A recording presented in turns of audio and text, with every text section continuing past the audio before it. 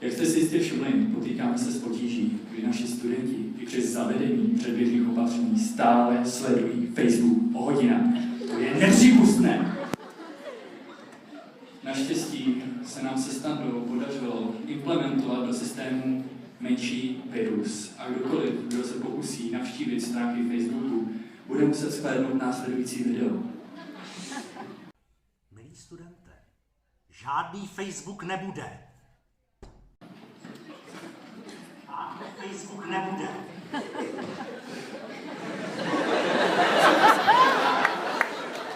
To je výborné. To je výborné, pane řediteli. A to není všechno. Danieli, dojdete prosím pro záznam z Wi-Fi.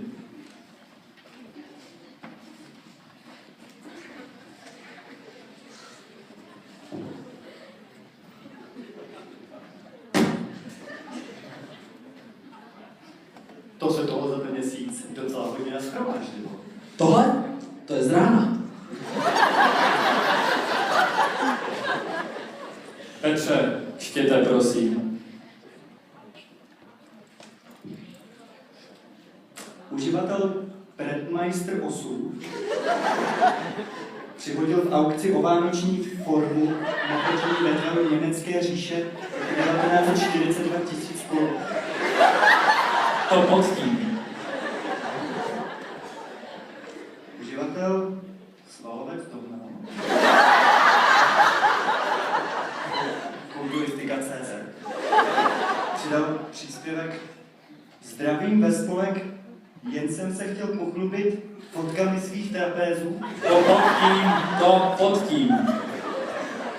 Pardon, se omlouvám, to dost nepřehodné. Uživateli Zajdaříja se líbí skupina Turnikety před každou třídou.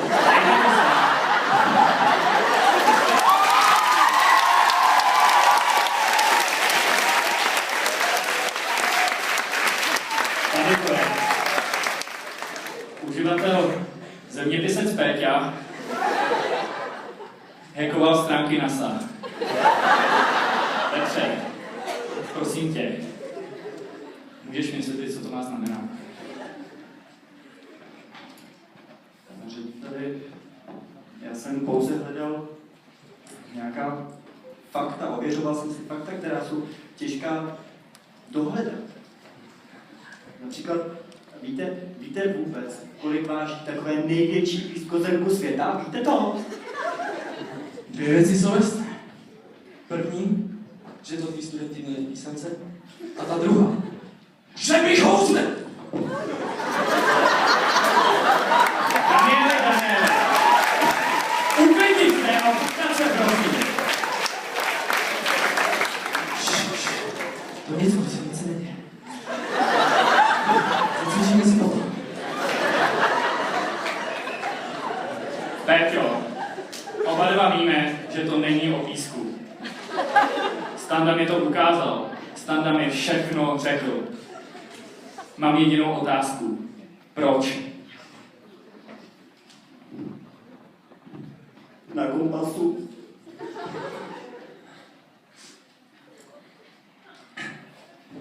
Prohrál jsem. Na můj příčce. Jaká bába chtěla navštívit Jugoslávii?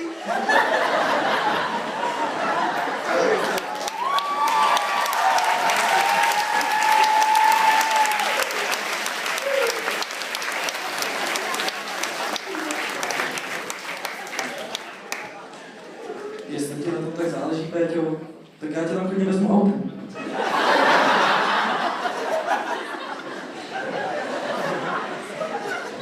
Existuje jen jediný způsob, jak zvrátit výsledky ve svůj prospěch. Poletím na měsíc. Za to je 1000 bodů. Už mě nikdo nikdy nepředběhne. Aby tam ta bába neletěla taky. Nestrašme, prosím pěkně. Prosím pěkně, nestrašme. Péťo, nevím, máš to zapotřebí. Co tím jako myslíš? Řekněme si to takhle. Máš takovýhle štrudl? Nebo co? Vypadáš jako tady ten skromňouš? Nebo tady ten? Co teď? To mě jako chceš říct, že jsem slabý? Nebo starý? Nebo co jako? Peťo, v klidu. Já jen, jestli nechceš radši zkusit to koučování slávy, jak jsem vždycky přál.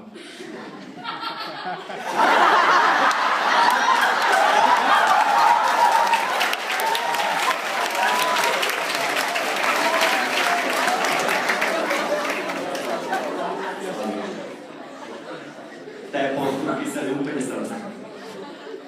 Ne, už jsem se rozhodl. Dokážu vám, že na to mám. A až se jednou kouknete na měsíc a uvidíte tam tu bílou tečku, tak to budu já!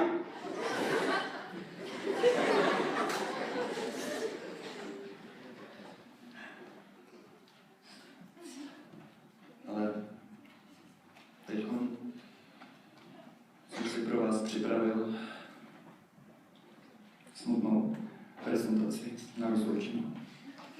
Prosím, pánové.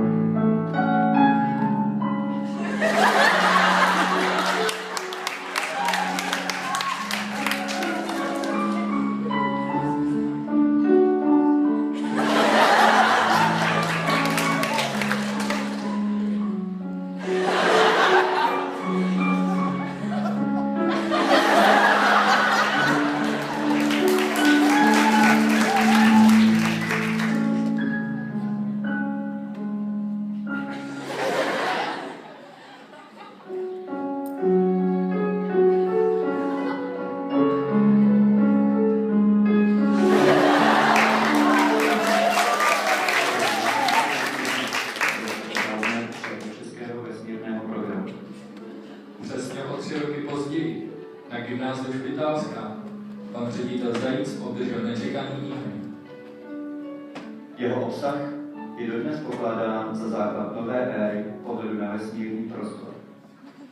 Petr Dautner je známý jako učitel, jako cestovatel, ale především jako hrdina.